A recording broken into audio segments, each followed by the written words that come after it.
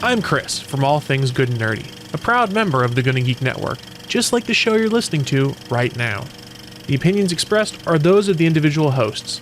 Make sure you check out all the other great podcasts at GonnaGeekNetwork.com and get ready because geekiness begins in 3, 2, 1. Welcome to the real world and episode number 158 of Better Podcasting. On this show, we talk about how to handle all that negativity. In this week's Better Podcasting download, we sing some la la la la la popular music. And finally, in this week's Better Pod Back, we run down all the awesome podcast chatter that happened in our Discord server this past week. Lauren, start the show now or else I'll have to transcribe you and put you in the Discord server. Welcome to Better Podcasting, a show where we talk about podcast tips, tools, and best practices to help you succeed with your podcast. What makes us different? Well, just like you, we podcast purely out of the love and fun of it.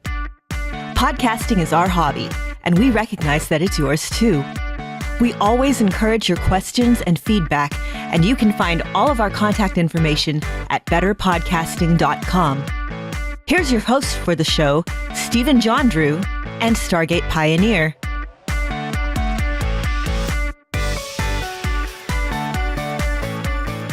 This is episode 158 of Better Podcasting. I am Stephen Jondrew, and of course I have Stargate Pioneer with me today. It is so cool to be here today because this is the Wednesday after a Cyber Monday, so we're all full of our deals, and we got packages either arrived already, which is great, or they're coming in the mail, and now we're settling into the holiday season. So 2019 is almost at an end, which reminds me of another thing we need to tell everybody, Stephen. Yes, if you have a podcast, and we're hoping that you do have a podcast, and let me take a moment to sidebar here. If you don't have a podcast and you're thinking about starting your podcast, start it. Get her done. Get going. But anyways, if you have a podcast, we want you to listen back to your show. Just take one episode, listen back to it, and choose one thing for 2019 that you want to change on your podcast. This could be something related to audio. This could be something related to production. It could be anything. What is one thing that you think your listener would benefit from, that you think your listener potentially might hear and go, I'd like to see that change for 2019? Set your goal, send it to us, podcast@betterpodcasting.com. And let me just say, this is the last week that you have to do this. Yes, technically, the next episode after this will drop on the Sunday of the deadline, but we want you to please send that in to us this week, because I will just go ahead and drop the curtain right now and say that we might possibly have to scrap this idea if you don't send in your ideas to podcast@betterpodcasting.com, because we would love to talk about some ideas that everybody has so that you can inspire others. So let us know, what is one thing that you have on the table that you'd like to see changed in 2019, listening back to your show. That's podcast@betterpodcasting.com, right, SB? For example, if you're looking for something, Steven's already done this. He's listened to some shows, and he's decided his goal for 2019 is to enunciate better during his shows. So that is an example of one thing to do for your show. Get that into us by 9 December 2018. Now, another thing that we do to start our shows, it's called How I Saved My Podcast. And this is a story that we tell, or our listeners send them in, and we either tell that through an email, or we get a video from our listeners or some audio. But in case we don't, we go out to the internet and we reach and we find a How I Could Have Saved My Podcast story. But we're not going to do that today. We're going to do something new. We're reaching into the internet and we're going to tell a How I Saved My Podcast story. See how we change that up every once in a while? It's a How I Saved My Podcast story from the internet. And this is from Reddit. It's from the podcasting subreddit, which Bangs Nutty Bits does some moderation for that. Thank you very much, Bangs. And the title of this is Back Up, Back Up, Back Up. No, not talking about backup. It's talking about backing up data. And this was posted by Palma Plata on the podcasting subreddit. And the text goes as follows, quote, "My worst fear almost turned into my worst nightmare. After a 2.5 hour podcast with an actual company rep in the niche of our podcast, the podcast did not save to my MacBook. I record through a UMC 404 with 3 microphones into Adobe Audition. My son is the co-host. I was already stressing out to have a great show, especially after our guest said how well our shows have been sounding. First of all, the preamp for my SM7B failed, but luckily I had an extra one. So after our podcast, I do the normal. I save immediately to my Mac and then to my external hard drive. Well, for whatever reason, the show did not save to my Mac. The file did save, but none of the sound waves did. It was just blank. I just walked away from my computer with my hands over my head and a knot in my stomach. And then, aha! I looked on my external hard drive and there it was. Back it up, people. Always back it up immediately, unquote. To that, I say, congratulations. You are awesome. You backed it up. I've done this before. Steven, remember when I did those rash of podcasts in Las Vegas? You said we weren't going to talk about your rash.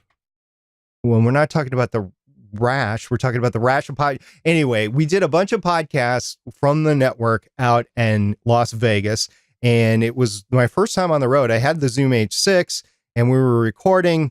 And then afterwards, I took the card out and I threw it in my laptop and I saved it to my laptop.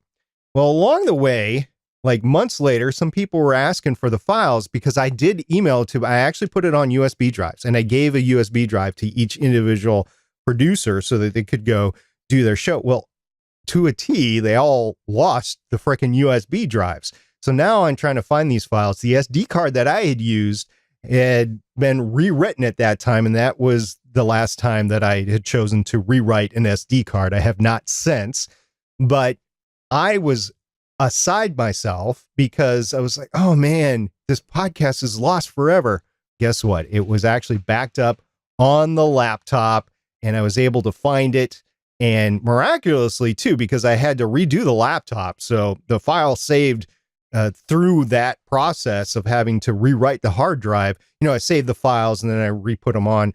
And so, yeah, that was the way that podcast was saved. So yes, back up your podcast recordings. Steven, this is always something that we preach. Absolutely. And I recommend if people are going to be using a destructive editor like Audacity, you should go ahead and back up those files before you start editing, because Audacity will from time to time cause problems with those source files. And I've seen it happen, and it's definitely worth before you start editing. And actually, I'll just go ahead and say if you use any editor, you really should, because it can happen with any piece of software if it glitches. So definitely go ahead and back those up before you start working. If you're just copying it to your computer from an SD card, well, then that should in theory be a backup, but you never know what's going to happen. So the more backups, the better. My personal recommended backup is to just go ahead and while you're recording your show, phone Stargate Pioneer. Phone him and say, SP, please record this. And I will record it in the cloud in the sky. So you're going to be lucky if you find anything. Absolutely. But let's go ahead and talk about one of SP's favorite things when it's talking about me, negativity.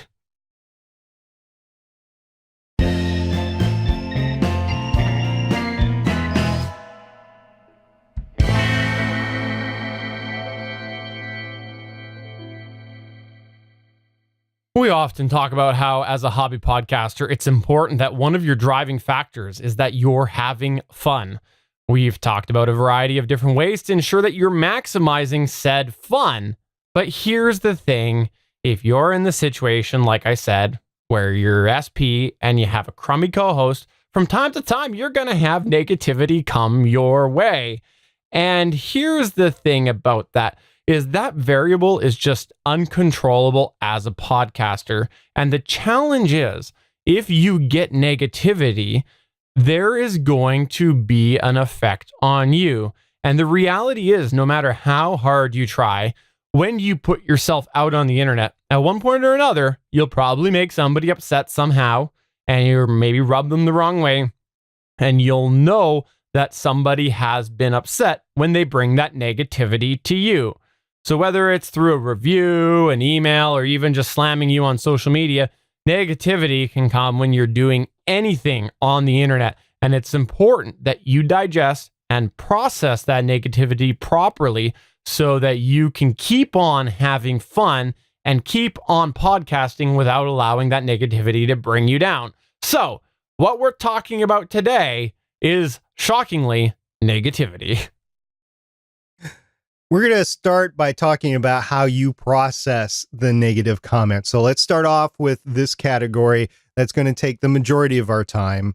And it's obviously, how do you process the negativity? This is where we're going to talk about how it is going to affect you. First of all, when that negativity comes in, take a breath and take some time to digest what has just transpired, the comment or the actual voicemail or whatever. Knee-jerk reactions are bad in this particular case. You're going to need to take some time to analyze what you have just observed. Now, some of the benefits for taking the time to digest and observe and analyze are you actually take the time to calm down. Now, your mind and body are actually trained to react to stimuli in a certain way. Negativity can involve the flight or fight reaction in you and cause you to react in the immediacy of danger. Now, taking time to analyzing the comment can remove that flight or fight response and enable you to calmly and rationally respond for the longer term instead. Taking a moment to think also offers a better crafted response. So instead of just firing back a shy or sarcastic response, a thoughtful response instead that will improve and prove to the commenter and everyone else that's reading or listening that you actually care about them and value their opinion and truly want to give them a helpful or a rational response. Now, consider if there's anything of relevance within that negativity. Sometimes the best thing to do is to just start by dissecting the message itself. Now, if it's just yelling or swearing or venting, it's probably not worth putting any thought into. If it's well thought out, on the other hand, if it's polite, there might have some substance to it. And if somebody is just a downright troll, it's probably not worth wasting your time on. If you happen to disagree with the feedback, try to objectively consider if maybe something went wrong or if it could have been viewed in a different way, the way the negative person did. Sometimes it's hard to admit that things don't always come out right. It's not communicated properly, or what you might have said might actually be wrong. But if you're struggling to still see their point of view after analyzing it and thinking about it, try to pull in a third party. For example, a podcast friend or a podcast mentor that we've talked about before. And sometimes a co-host can actually help in this situation, but it's always good in case it's a really tense moment if you can get an objective third party. In this particular case, since the co-host might have been involved in crafting the original message that was being criticized. Other points for processing it is to try to read the comment back or, whatever was being said, and look at the sentences and the phrase to try to understand the meaning of each part of the comment. What is the intention of the negative comment? And try to understand what that means. If you review the comment to find the main points, you may be reacting to something you are a little protective of, like a personal statement, rather than a different message which may have been communicated poorly. If you focus on the main point after sort of analyzing it, that might lead you to a better response. It's important that you dissect that message and really understand it so that you can try to focus on that main point and filter through all of that stuff. Generally speaking, you'll probably want to respond to negative comments earlier than later, but sometimes if you take a night or two to think about it, let it really sit, that can help you process it better. Again, avoiding that knee-jerk reaction. If you have already responded to a negative comment in a similar situation before, review how you handled that situation and see if you can apply the good parts of that process to the current situation. Finally, allow yourself to be confident in your response. It's really easy to take a piece of negative feedback you heard and accept the world as gold. But there's often a drive to please everyone, especially the first time you get negative feedback. So that gold is not necessarily true, and your drive to please everyone is not going to work, because the reality is that sometimes the negativity just isn't valid or doesn't apply to your show. And it's okay if you disagree with the commenter. And don't feel that you have to give in to everyone, because it's not going to happen. It's your show. You know it best. Stick to your guns as long as you've done your research and know what you're talking about. So now that you've taken some time to process the comment, to analyze it, now it's time to take some action and respond. Steven? All right. The first thing that you want to do is decide if it's actually worth responding to, because there are some things that are better left not responded to. It's the whole don't feed the trolls philosophy. If you take a look at a negative person and you see that there are a lot of indicators that maybe like the account's fake or that they're hiding behind something with little activity, that might be an indication that this person just isn't worth responding to. They might have just gone and made an account just so that they could blast you. Or what do the cool kids say? Put you on blast? I think that's what the cool kids say. I don't know. I'm not a cool kid. I'm not sure. I heard it through the grapevine. Someone who has a brand new account just might have registered for the simple sake of that. And the brand new account for reviewing or, putting on a competitor service, they might have a possible ulterior motive, because maybe it is something that they are just trying to promote other podcasts or other competitors. So that's always a possibility with the world of internet as well. Another indicator of somebody who it might not be worth responding to is someone who's just being downright insulting to you, and it might not even be anything to do with your content. And a good indicator of this is someone who's swearing at you, or maybe they're just commenting on something superficial about you, or just making very inappropriate or offensive comments. Again, this might be something that is not worth responding to. The whole don't feed the trolls. And the other one that I like to say is not always the best to respond to is a repeat offender. Sadly, there are people who are going to repeatedly be negative about something, and sometimes they bring that negativity to the source. These people also are probably not worth responding to. I know that Stargate Pioneer has stopped responding to all of the people who are telling him to fire me. They're constantly negative about me. He's realized that the contract says that he's got to keep podcasting with me. Until that contract's up, he's just going to ignore all those people. You can just keep on believing that one, Steven. However, on the other hand, talking about the comments, some things are worth responding to. Some examples are somebody who has addressed the content of your show, who's definitely listened to your show and has something to say about the actual content. Or maybe somebody who indicates they want to talk further. Perhaps they disagree with your viewpoint on something, but otherwise are generally being polite. Another example is somebody who has put a lot of thought into their email. And it could be a longtime listener who is usually positive, but now is being negative. Don't you want to know what has flipped them in their viewpoints? And of course, another example is something that you are just outright confused about. Maybe you don't just get what happened. Maybe it might be worth investigating a little bit, so you actually want to respond to the comment to find out more. Now that you're going to respond, are you prepared to respond to it? What if you think that there is any validity to the negativity? How will you handle that? So you might disagree with that person's assessment, or maybe just have different viewpoints. And if there is not any validity, the best way to handle it is to state that it isn't true and why, but you have to be 100% sure it isn't true before you respond. I've done a lot of research into this, and if you actually know it to be 100% false and you are 100% true, just call them out on it, but you don't want to be like, oh, you're wrong and I'm right.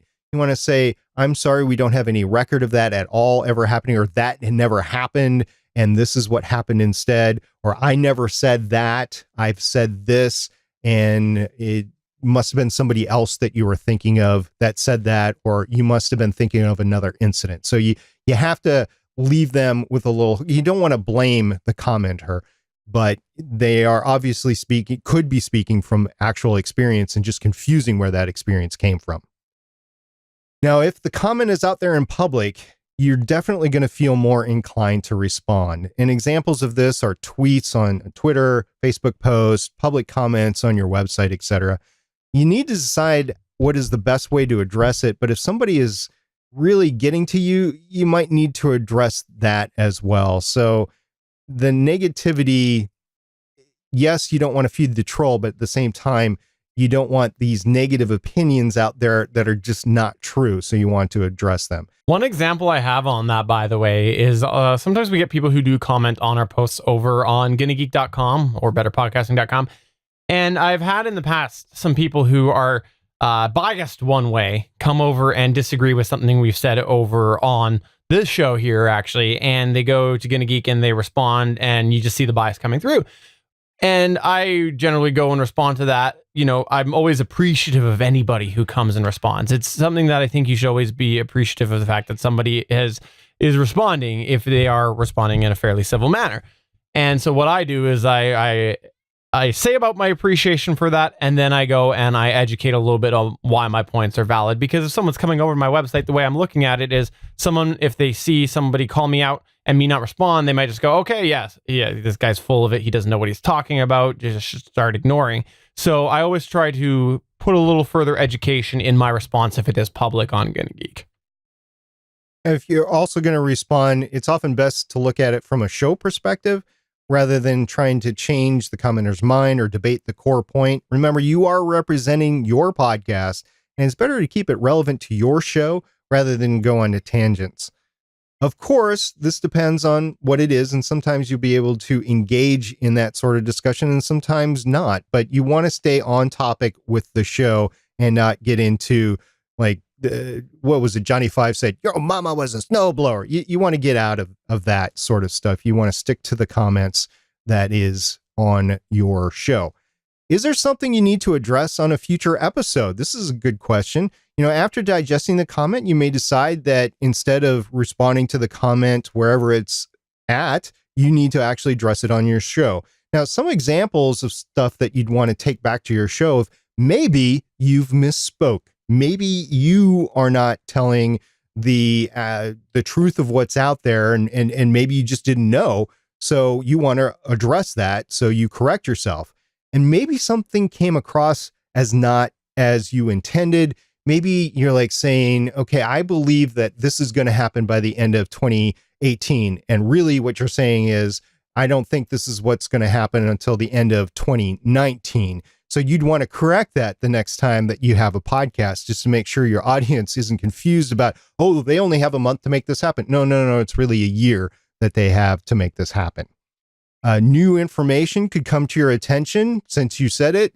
And this has happened to us before. Blab's a good example, right? So I was saying, okay, Blab is great for you to get into podcasting, which I think it was still true at the time, but Blab doesn't exist anymore. So no, it's not a great way to get into podcasting because it doesn't exist. So you want to address that on a future episode. And we have many times. And you always want to thank people for their well thought out and relevant feedback. And that will reinforce other people to leave future feedback in that same way. You're setting the rules of engagement for how people will respond. And if you say that on your podcast, then your listeners as a whole will understand that. And of course, you'd want to clarify in some cases why the opposing opinion is incorrect. And once again, you have to make sure this is 100% sure that it is incorrect before you go off. Because if you just think it's not correct and don't have anything to back it up, then your audience will either leave or they'll fry you alive for the next show. Yeah, like here, if I ever say that I'm the decent half of Better Podcasting, I'm going to make sure the next time to come back and say, no, SP is the only good part of Better Podcasting. I'm just the measly sidekick. I'll make sure to clarify that in a future episode. I'd appreciate that, Stephen. It gets back to the contractual obligations that we have to each other. Fair enough. Now, this is a great question and one that I put a lot of thought into it as we were coming into this episode. If you're going to respond on your show, where is the best place to place that response in your next podcast? Now, if you do it up front, you're definitely going to have more people hear it. Now, this can be helpful if it's something that's really bad in a previous episode, but it can also set a negative tone and ruin the flow of your show. So if you're going to do this and you don't do your show live, sometimes it's worth recording your show first and then come back and record that intro with that response in it, and then switch around the segments in post processing. And this can help you not get bogged down with that negativity as you're actually recording the rest of your show.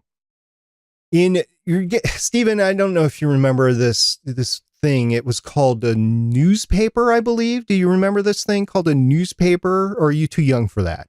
Right. It was the thing that my fish and chips came in. I remember that. And they're really good if you're laying it down, if you're like butchering meat and stuff, it like soaks up all the blood. Yeah, newspaper. Well, newspapers, when they were actually printed, would often post retractions and publish them on the last page. And they would officially check that box of publishing that retraction, but it's not detracting from the rest of the content in there. And some people think that's bad because you're trying to minimize the fact that you're wrong. And some people they don't care. Maybe they agree with you to begin with, but that's generally how newspapers have done it before. It's either on the first page or it's on the last page, and you can do your podcast one of two ways. Another thing while you're digesting all of this and processing it is considering whether or not you're wanting to change something on your show. Now, we won't get too far into this because we've done actually a lot of topics on digesting feedback and whatnot, but it's worth mentioning here that when somebody does say something negativity, you might want to consider if there is something that you need to change on your show because of it. An example of this is when we started this show, some people said that we were too video heavy. We've actually talked about that a few times, and if the person that wrote that is still listening, I appreciate it. I still appreciate it to this day. And the reality was that on Apple Podcasts, that piece of feedback, even though it was negative, was valid because at the time we were not as aware of the audio listener because we were having fun doing a video show. So we made some changes after digesting it. So it's an example of some negativity that came our way and it was valid. Finally, last few tips we're going to go through that we have when dealing with negativity. First of all, try to avoid taking the discussion outside of the channel that it's in. For example, taking a private message to public is encouraging more negativity. When you are in situations that you want to address some things on your show, it might be worth asking permission to mention the person or just omit their name and say, I had some people message me and this is what's happening. So yeah, taking that private message public or on your show, I have been against that for a very long time, unless I've talked to the person and say, hey, I want to use this on the show and I'm able to. And definitely in a negative way. It's the whole praise in public, punish in private sort of thing. If you're a parent or a supervisor, you know that very well. It's the same thing with negative feedback. You don't want to take the private stuff out public if you don't have to. If somebody is being rude, don't be rude back to them. Now, snapping back on the internet just encourages this vicious cycle of negativity back and forth and back and forth and back and forth. And I guarantee you that troll is going to be more energized than you are. So that negativity cycle is going to end with them rather than you. And even if it ends with you, you are berating a listener. So it's not really good for your podcast to do that. One of my favorite tips that we've got in this final section is knowing that it's okay to talk to somebody else about the negativity. We mentioned before you can get someone's opinion on the matter, but sometimes you don't need the opinion. You just need to talk things out. And if you've got a good podcast buddy, that's someone who you can go ahead and talk about with your feelings. Now, it's tough sometimes to admit that somebody didn't like you, especially to somebody that you can confide in. But if you can be okay with that, it can help you process all of these things that we've talked about, because just admitting it, talking to somebody about it, allowing somebody in on your world that you have had something negative said about you can help you process things a lot better. And finally, the last thing that we want to say is don't let it get to you. Seriously, there's always going to be that one negative person. Don't let it get you down. Be proud of what you're doing with your podcast. And the chances are for that one negative person, there are probably many who are positive about your show. It's important as a podcaster, especially a hobby podcaster who's doing this for fun, Don't let it get to you. You gotta be okay with the fact that somebody does not like you. And sometimes that person will say it privately to you. Sometimes they'll blast it on a big name podcast on the internet somewhere that lots of people listen to for industry news. You never know. And you can't let that negativity get to you. SP, any final thoughts?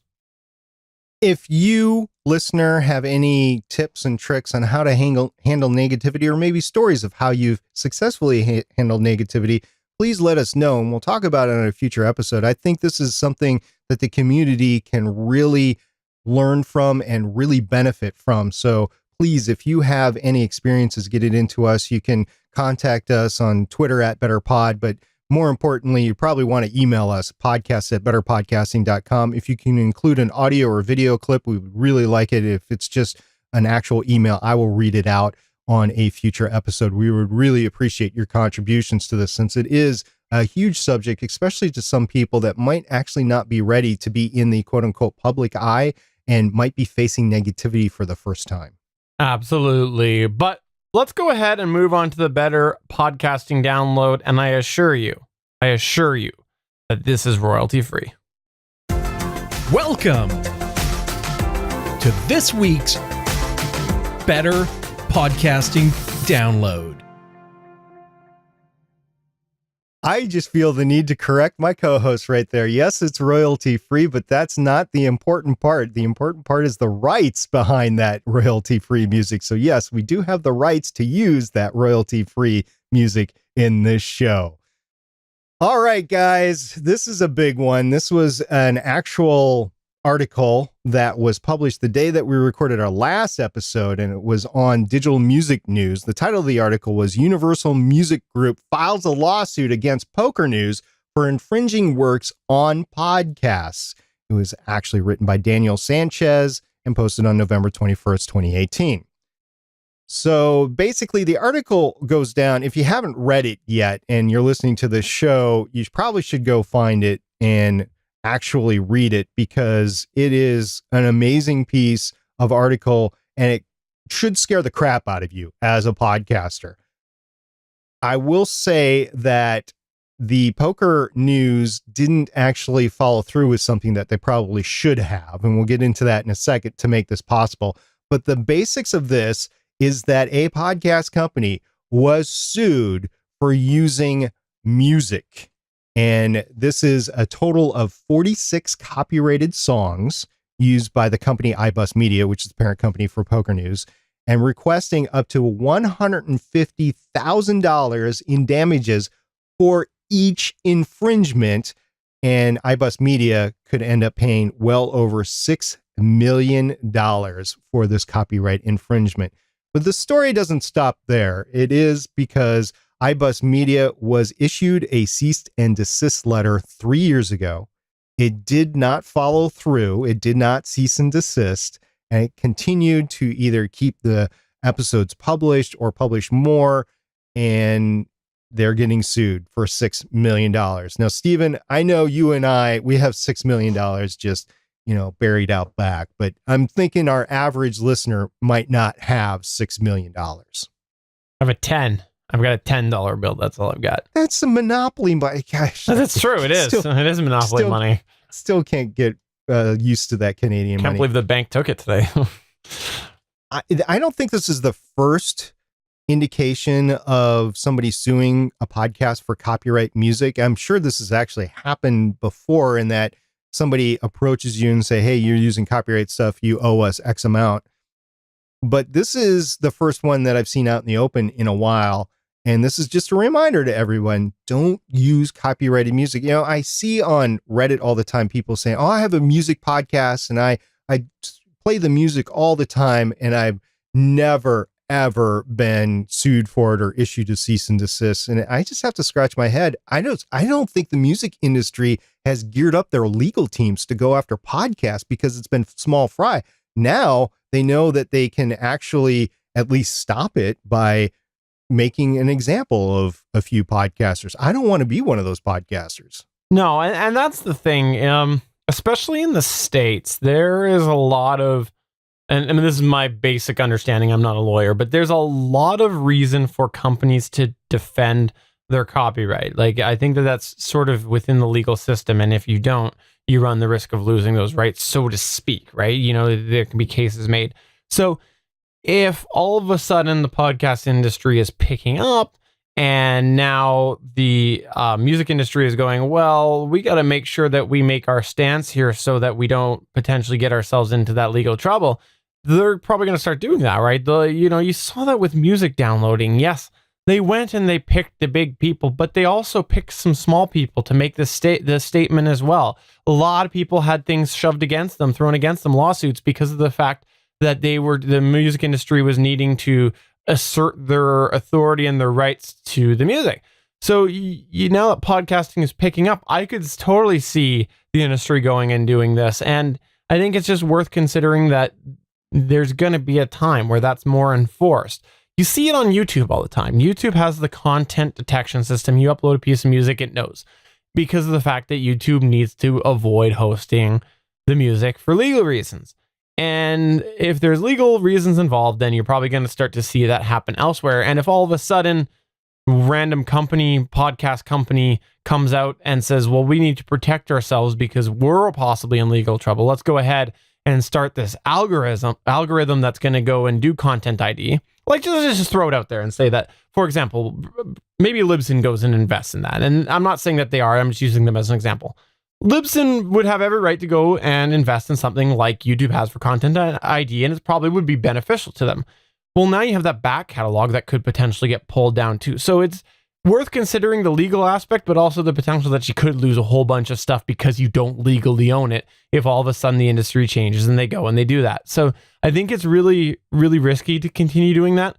One piece of advice that I have is that however you do have the rights, try to make an easy to find folder where you can keep those rights stored, whether it is a copy of your invoice with the proper rights agreement that came with your invoice, or if you are downloading it from a royalty-free site that specifically says that and says what it is, save a PDF of that. I'm not a lawyer. I don't know how well that would hold up, but at the end of the day, if you're being sued, don't you want to have some form of evidence that you followed the rules, or at least be able to pass it along or have your lawyer pass it along? You definitely want to keep a hold of that. It's interesting that you mentioned Libsyn and the content identification system, which I have no idea if they're working on or not. However, I do know, like I said, that was my speculation. I want to clarify that right now so that I don't have to get a bunch of negative feedback and address this on the future. That was my 100% Steven made up example. Right. Well, I just wanted to clarify and say, I do know that Libsyn, as are a bunch of the other podcast media host providers, they are actual Digital Millennium Copyright Act takedown hubs, so that if somebody identifies your podcast as having something in it that is copyrighted, they don't have to go to you. They will go to your media host and say that episode has to come down, and they take it down. That's their agreement with the DMCA. They just take it down, and then they notify the DMCA that it's been taken down, and then they contact you and say, we took it down. And there might, if I'm remembering correctly, there might or might not be a reason associated with that they give you, but ultimately you can find out what the reason is, and maybe possibly you might be able to upload a version of your show without that copyrighted material in it, and maybe you're going to be sued for the use of that, because the whole music industry and music rights is so way different from podcasting or from radio. It's just unbelievable. They consider every single use a broadcast worldwide, which is just a lot of money. Basically, it's not basic. Like, if you have a show that has 30 downloads, they don't care. They're like, your show is available to everyone. So yeah, we're going to charge you this amount for it. And then it's lawyers involved saying what you actually what you owe or don't owe. And then you have to pay a lawyer. You're not going to get those fees back because you have infringed on that copyright. Yes, you can use the fair use and try if you do have a music podcast and you're talking about it, or maybe you're talking about a TV show and you use a clip or something like that, you can say, yeah, I'm using this fair use defense, but that's still lawyers, and you still might not win. It depends on what they consider to be actual use or not. The bottom line is that there has been a lawsuit, and the lawsuit is for $6 million at least. The article mentions that more major labels other than UMG might actually now join the suit, and Poker News and iBuzz Media is at the brunt of all this. Will they end up owing all that money? I think they'll settle for a lot less. I think they're definitely going to use this as an example. Stephen, you made mention of Napster and examples. I remember a case, and I don't have any specifics, but I remember a case where this grandmother was sued like $15,000 per song that her grandson had actually gone back and forth, but they didn't know it was the grandson. So they used her IP address, which was her computer, which the grandson was using for this. And they made her an example. It was an absurd thing that made the news, but that's just an example of what music companies ultimately have done in the past. I just hope that in this list of music that's being used, I just hope that at least in one instance, it is Lady Gaga's Poker Face. I think it would be so timely. Maybe it is. We don't know what music, we don't know the 46 copyrighted songs. Although the poker site has used in the past Kanye West's Touch the Sky. And I know that's very important to you. It is. It absolutely is. So if you have had copyrighted music, no, we're not going to call you out on this. I just thought it would be a fun segue, but let's go ahead and do Better Podback a little bit different this week.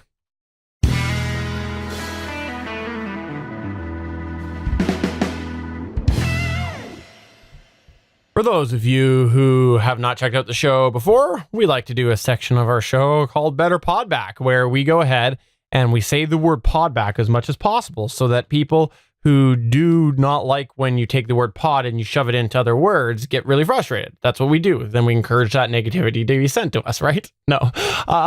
What? I like the term podnap, and we've never talked about the podnap before. That is when your co-host either takes a nap or passes out during your podcast. I think I would like a podnap right now, actually. That's fair. But no, we do this segment called Better Podback, where we take some of the feedback from our podcast over the last week. See, pod back, and we put it together and we talk about it on here so that you can sort of hear what people are talking about. It sometimes inspires different podcast related points, and maybe it might help you out with something. Well, today we're going to do things a little bit different, and we're going to make room in the old document behind the scenes that we use to do this regularly in Better Podback. And we're going to today only talk about stuff that came out of our Discord channel at GonnaGeek.com/Discord. Again, the link will be in the document. So that's GonnaGeek.com/Discord. And we want to talk about some of the stuff that's been happening over in the hashtag Better Podcasting channel on the GonnaGeek Discord. So let's start off here with something that came from Damien from which podcast? Aurelia Pod.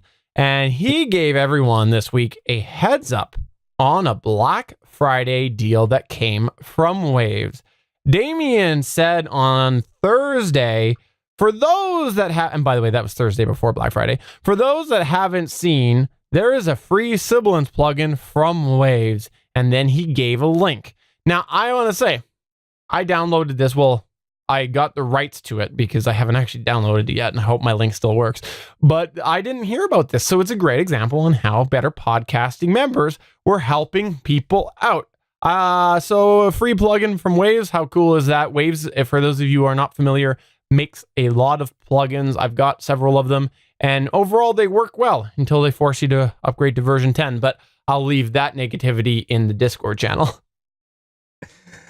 Joshua Liston was asking if anybody was having issues with their RE320 pop filter, which is actually the pop filter that I'm using on my RE320 right now. He said, to any Electro Voice RE20, RE320, RE27ND users in the group that also purchased the BSW Repop pop filter, do you need to get a slightly longer screw for it to fit around the microphone body correctly? I fiddled and can't seem to get mine close. It's like 5 millimeters too small to latch properly. Still fits tight on the mic as it is, but I would prefer to close it properly if I can. The thing cost me a fortune to get in Australia. Thanks in advance.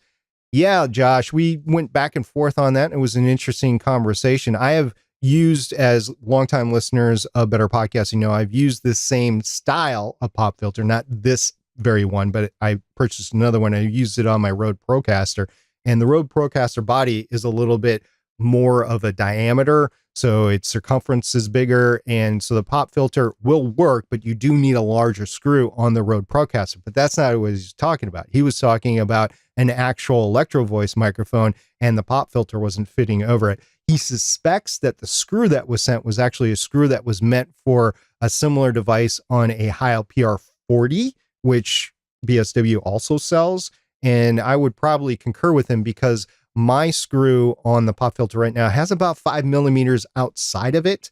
And I've used 2 of these, so I know that it fits snugly on the RE320, but it fits, and that screw definitely works. So I'm thinking he just had a little bit of a small screw. The advice for these, if that's the case, is get a larger screw and then try to actually fit it on. And maybe it comes in a canister that's actually an repop filter. So I don't think that he got a PR40 filter, but I guess anything's possible. So yeah, that was something that was back and forth that listeners could actually chime in, or other members of the server could chime in and give a little tech support. And Josh said, thank you very much. 2 things on that. Number one, quite incredible how many differences seem to be discussed in there. There is a lot of people who are talking about the differences with that screw. So is it because people are forcing it on? That was a theory in there, but definitely worth knowing. Number 2, if you want Stargate Pioneer to measure his pop filter screw so you can compare it to yours, make sure you let him know, because maybe they did send you wrong. And I'll go ahead and volunteer SP right now to measure his pop filter screw. No, I don't have a ruler with me right now, but I'll do that, and I'll give the results in the Discord server. How about that? Awesome. We also had Zachary Webb, and I think we actually had another person, I'm sorry, I think it was Damien, comment on this as well, that the Better Podcasting links are finally clickable on a couple of apps. That's right. Zachary Webb had said that it was on Firefox Reader, and we also had another popular client on Android that I don't remember. I'm sorry. That I'm pretty sure was Damien, saying the same thing. Now, this is the resolve of something over the last couple weeks in the Discord server. A couple weeks ago, I had somebody bring up that in one of their apps, and I think it was Damien. It might have been Zachary. It was the 2 of them were so helpful in this. Ended up saying that they couldn't click on the links in there. Now, what I discovered was that the client that I use, the podcast reader that I use, takes links and automatically makes them clickable. Well, I haven't been for a while now, apparently, hyperlinking in the actual box within our Libsyn content box the links that I have. So for those clients that are reading the podcast, those downloaders that don't have that built-in auto parsing, what ends up happening is they just are links that you just see, and you'd have to manually select that text, copy it, and paste it in. So I thought, okay, well, let's just try this. And that's what the resolve was I went and I hyperlinked them in the Libsyn box. And there was a fun follow-up conversation that happened on that, and RSS bloat and all that. But I'll leave that for the Discord to, again, try to get you in there. So thank you to everybody who did mention. And again, it was Zachary, and I believe it was Damien as well. I don't remember the other client. I really wish that I do the podcast downloader. So there you go. I'll have to do better research next time.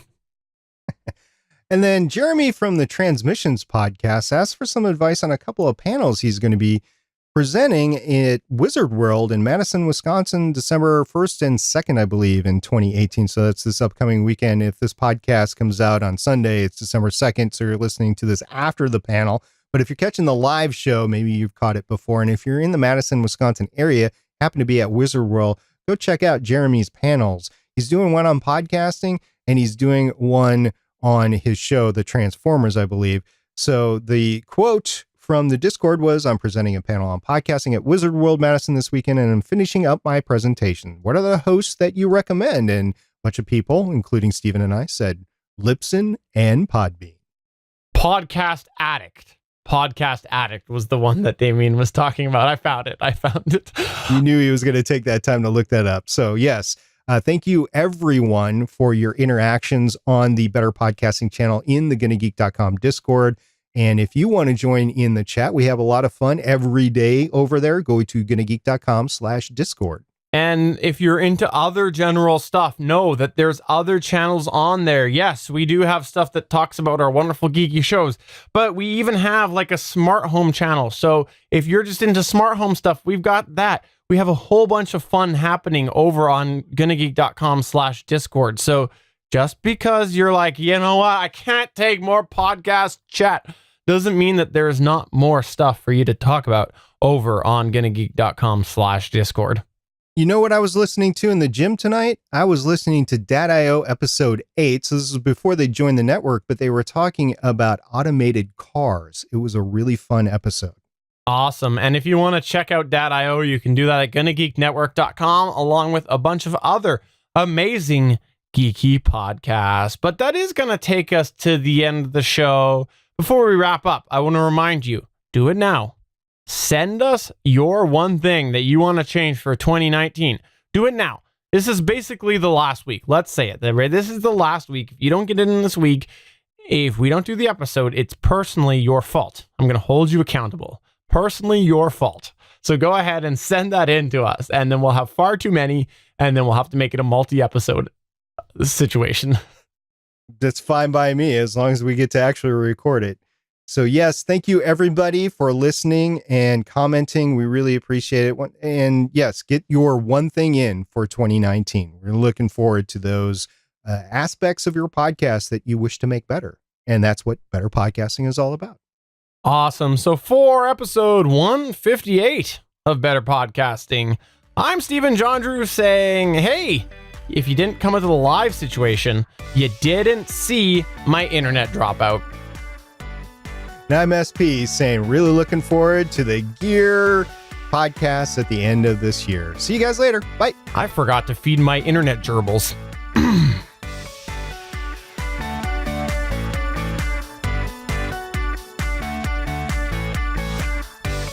Thank you for listening to another episode of Better Podcasting. We want to hear from you. You can find all of our contact information at betterpodcasting.com. If you like the show, please consider giving us a 5-star review in iTunes. We encourage you to check out all of the other geeky podcasts available at GonnaGeekNetwork.com. This has been a GonnaGeek production. Thanks for listening, and we will see you again next week.